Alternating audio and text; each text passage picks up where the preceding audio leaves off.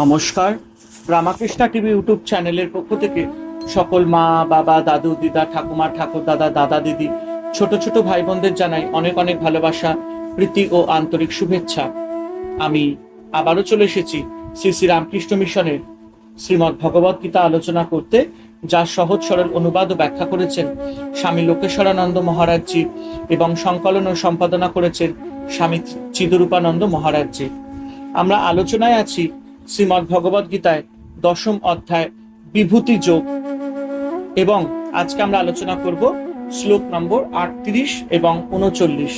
তবে একটি কথা বলবো, যারা যারা আমার শ্রীমদ্ ভগবত গীতার ভিডিও বা এপিসোডগুলি দেখা মিস করেছেন, অবশ্যই আপনারা আমার রামাকৃষ্ণা টিভি ইউটিউব চ্যানেলে আসবেন এবং সেখানে আপনারা শ্রীমদ্ ভগবত গীতা প্লে লিস্টে যাবেন এবং সেখান থেকে আপনারা আগের ভিডিও বা এপিসোডগুলো দেখে নিতে পারবেন। তো চলুন আজকের আলোচনা শুরু করা যাক। শ্লোক নম্বর 38 এবং 39, 10ম অধ্যায় বিভূতি যোগ। দণ্ড দমায় তমস্মি নীতিরশ্মি জিগীষতাম, মৌনং চৌবাস্মি গুহন্নাং জ্ঞানং জ্ঞানবতা মহম।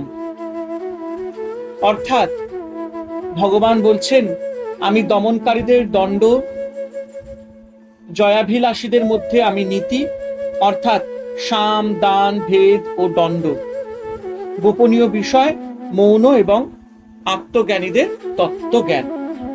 যাদের উপর লোক সমাজের শাসনভার ন্যস্ত, তারা যে সকল উপায় লোক দিগের শাসন করেন, তন্মধ্যে দণ্ড বা শাস্তি দানই প্রধান। দুষ্ট লোকেদের উপযুক্ত দণ্ড বা শাস্তি দেওয়া হয় বলে লোক সমাজের রক্ষা ও পালন হচ্ছে।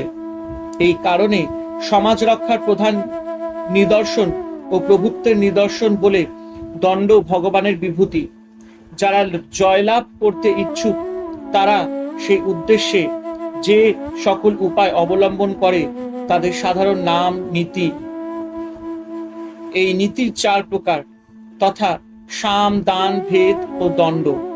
শত্রুপক্ষের প্রধান ব্যক্তিদের সঙ্গে ঘনিষ্ঠতা স্থাপন পূর্বক তাদের বশীভূত করে কার্যোদ্ধারের নাম সাম। বিপক্ষ দলের ব্যক্তি বিশেষকে বা অনেক লোককে যথেচ্ছ অনাদি দান দ্বারা বশীভূত করে জয়লাভ করার নাম দান। প্রতিপক্ষীয় লোকদিগের মধ্যে পরস্পর মতান্তর ও বিশেষ ভাব উৎপাদন পূর্বক স্বীয় উদ্দেশ্য সাধনের নাম ভেদ। অস্ত্র শস্ত্রাদির প্রয়োগ দ্বারা বাহুবলে বিপক্ষকে অধীন করার নাম দণ্ড। আবশ্যক মতো উপরোক্ত নীতিসমূহের সুকৌশলের প্রয়োগই জয়লাভের প্রধান উপায়।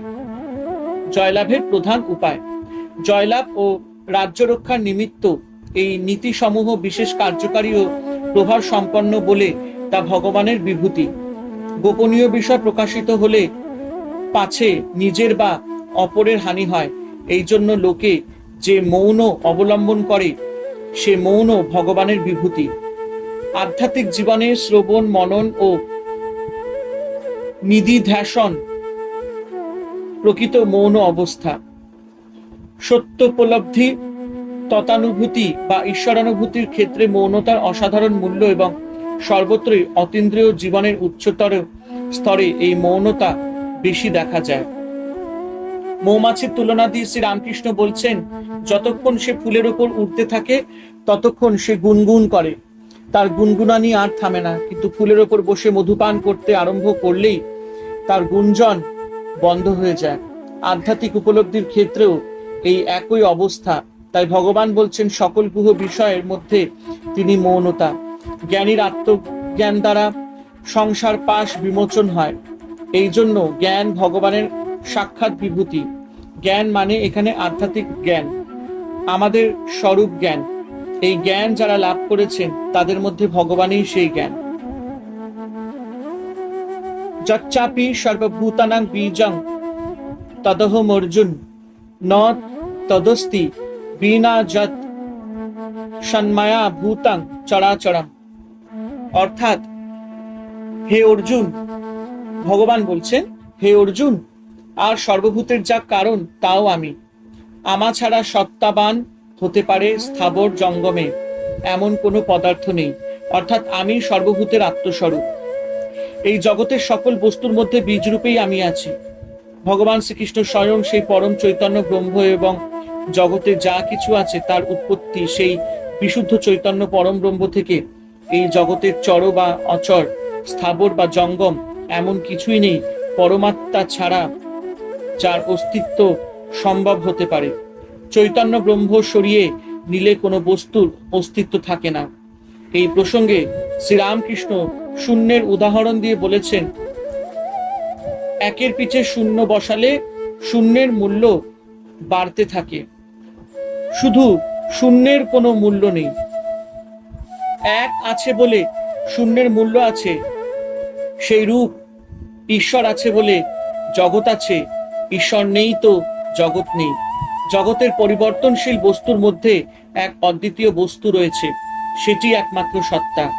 সেই এক অদ্বিতীয় অনন্ত অবিনাশী সত্তা সবকিছুকে সত্য করে তোলে। তাকে সরিয়ে নিলে সবকিছু মিথ্যা হয়ে যায়।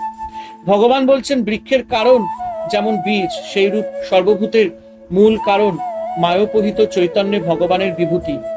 সেই মূল বীজ ব্যতীত কোনো ভূতই উৎপন্ন হতে পারে না।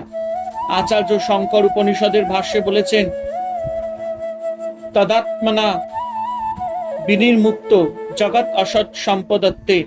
এই ব্রহ্মাণ্ড থেকে আত্মাকে সরিয়ে নিলে ব্রহ্মাণ্ড একেবারে মূল্যহীন হয়ে যাবে। ঈশ উপনিষদে বলা হয়েছে, ঈশা বাসাম ইদাং সর্বম। এই সমগ্র ব্যক্ত বিশ্ব সেই অনন্ত বিশুদ্ধ চৈতন্য স্বরূপ ব্রহ্ম ছাড়া আর কিছুই নয়। বেদান্ত মতে ব্রহ্ম হলো সচ্চিৎ ও আনন্দ স্বরূপ, আর জগৎ হলো নাম ও রূপ। তাই ব্রহ্ম আছে বলে নাম ও রূপের প্রকাশ। তাই ভগবান বলছেন, তিনি সবকিছুর কেন্দ্রবিন্দু।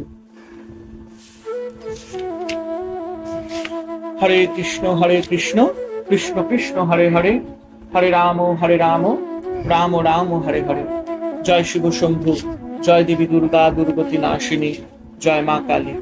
ওং নমো ভগবত বাসুদেবায় নমো, ওং নমো ভগবত বাসুদেবায় নমো, ওং নমো ভগবত বাসুদেবায় নমঃ।